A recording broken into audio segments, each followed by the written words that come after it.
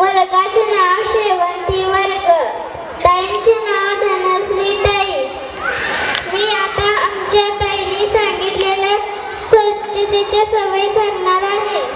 सकाळी लवकर उठावे, शौचात जावे, व्यायाम करावा, सकाळी उठल्यावर रात्री झोपण्यापूर्वी दररोज दात घासावे, स्वच्छ अंघोळ करावी, स्वच्छ कपडे घालावे, जेवणाआधी व शौचालयातून आल्यावर हात स्वच्छ धुवावे, पौष्टिक व संतुलित आहार घ्यावा, पिझ्झा बर्गर नूडल्स खाणे टाळावे, मोबाईल बघणे टाळावे, मोठे व्यक्ती